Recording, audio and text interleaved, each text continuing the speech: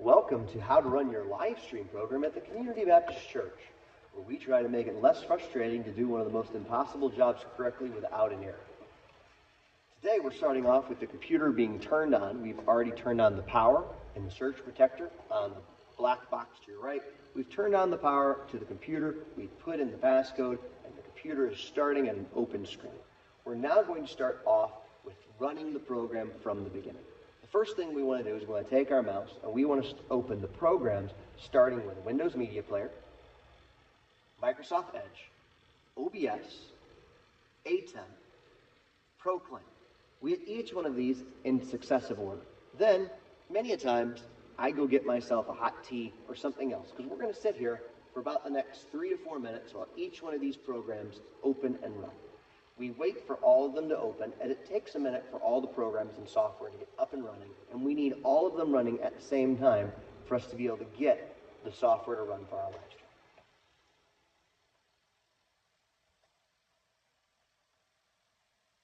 As you can see, the last program usually to load is Proclaim, as that is our biggest software program. And it needs to update all of the different software slides and pictures from all the different places in the church. While I'm waiting, I can turn on the view monitor for the other cameras over here on my left, and the soundboard, the sound system board is already up and running and preset.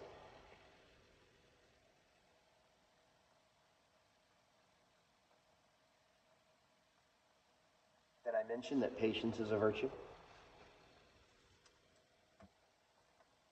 Now that all the programs are up, I go back to the beginning again, and I go straight over here to Windows Media Player.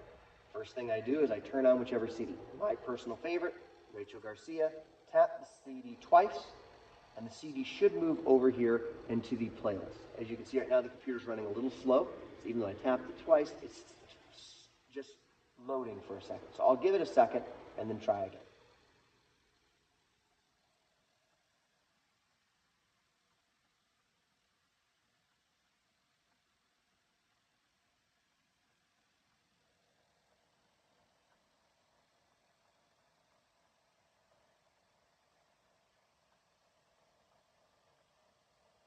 As you can see, I clicked it twice. Now the CD is set to play. I turn on the first set of music. This calming music often helps me, as much as the rest of the software can be somewhat frustrating. And if I listen to good songs, it makes me not so frustrated when something doesn't go quite right. I turn the music down to a nice low background level, and then bottom line this software, as I will not need it again till someone comes in. I now go to my next software piece, which is Microsoft Edge. Microsoft Edge is preloaded with our 3 software banners up here, the 3 apps we're running, Caster, YouTube, and Facebook. We start off with Caster, because it's the first one loaded. We log in, which is up on the top right. We then log into our account. The password and user email are already saved.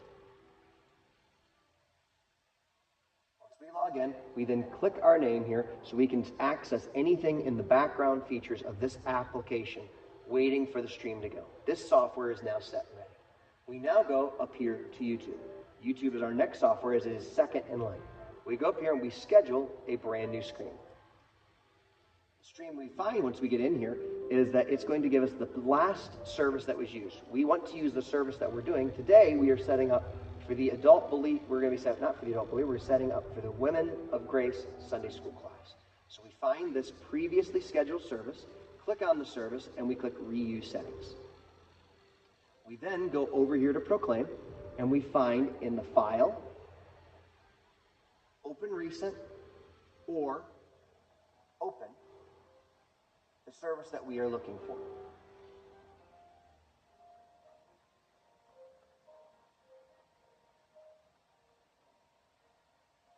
Right here we see the Women of Grace Sunday School class listed down here, just a few below. We then copy the heading up here in the top left by clicking on it once, right-clicking, and clicking the copy button. We then bottom line this application, which brings us right back to our YouTube setting. We copy, highlight over top of the font, and then paste the previous thing ahead of it. We then go down here to the next section in the description, We then add it here to the description. We then highlight this whole area of text, copy it again, and then there are no more steps that need to be done in this page. We hit the next button. In this page here, everything is preset, so you don't have to worry about it. Click next again. We now go in this section. Most of this is preset. However, we need to set the correct day, which for this event would be the 8th, and would be at 9:45 a.m. And then we click Done. This has now created the stream. It will now wait until we are ready to move on to going to the next step. Since we've copied everything, we now need to go to Facebook. At Facebook, we open the page. It takes us directly to our page. Right here in the center, you can see there's a live video feed. We click this live video feed. We scroll the screen down to where we see it say Go Live. Don't worry, clicking Go Live will not take it live immediately. It just takes you to the page you need to go to.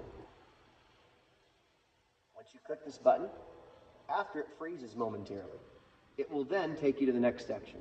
You're going to click What is your live video about? Remember how we copied and pasted a minute ago? Well, so does the computer. You right-click over here and you click Paste, moving all of your documents, all of your text you wanted over here.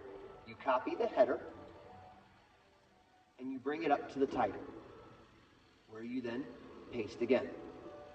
You then save the paste. This way people know what they are reading and what their service they are watching. You then click Save. You've now finished both Facebook and YouTube. You now need to move to the next step. We've already done Windows Media Player. We've finished Microsoft Edge. We now need to go to OBS. We go here to OBS. We can see that the OBS system is running. The sound is working correctly. All of the setups are working. There's no big glaring X's or black marks, which means that there's a problem. So now we can click the Start Streaming button. By clicking Start Streaming, it will now allow us to see if the stream settings have gone over. We go back to Microsoft Edge, and we can quickly look up here, and within about 30 seconds, we should see a live video feed pop up in Facebook. Excellent connection means that it's got its first part of its feed. It'll pop up here in YouTube.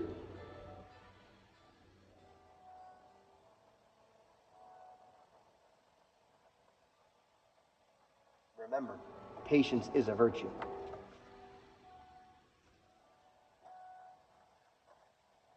If it does seem like it's taking longer than normal, go over to Caster and see if Caster is receiving the feed. It is receiving the feed here in Caster.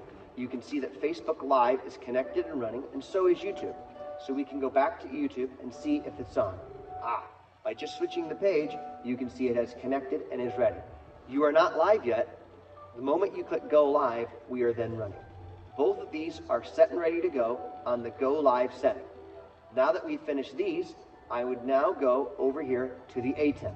I move the ATEM over to the side. This way I can just focus on the screen that I'm looking at. I go down here to the flying key so I can run the flying key on the settings. It is all set correctly. There's nothing to touch. Now I go up to Proclaim. Proclaim, we have the settings up here and ready. So now what we do is we have on one screen at least, which we should have had the pre-screens turned on, which I did not. Now I will.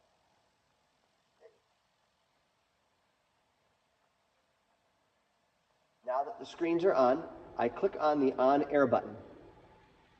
By turning on the On Air button, we now have all of our settings set in. I did miss a step. Before, on OBS, you need to right-click on Full Screen Projector and click the LC button to send the different screens to the back rooms. So click this button, Full Screen Projector, and then LC sends the video to different rooms in the back of the building. Now, Proclaim is up and running. ATEM is up and running. OBS, Microsoft Edge, and Music.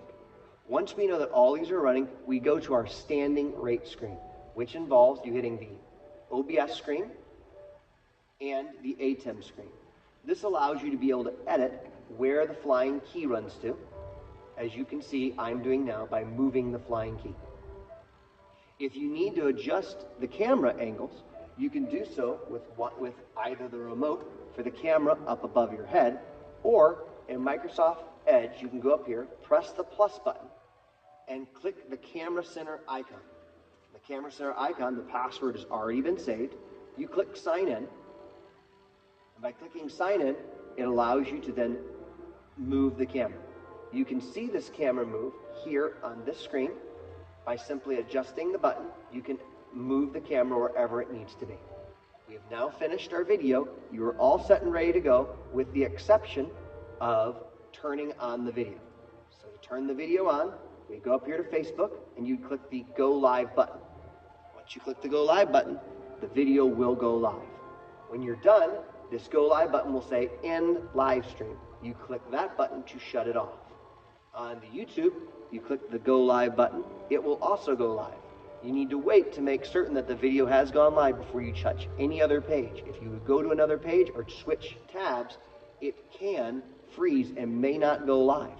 So wait to make certain that the video has gone live. When the video is all done, you click the End Live Stream and the video will close.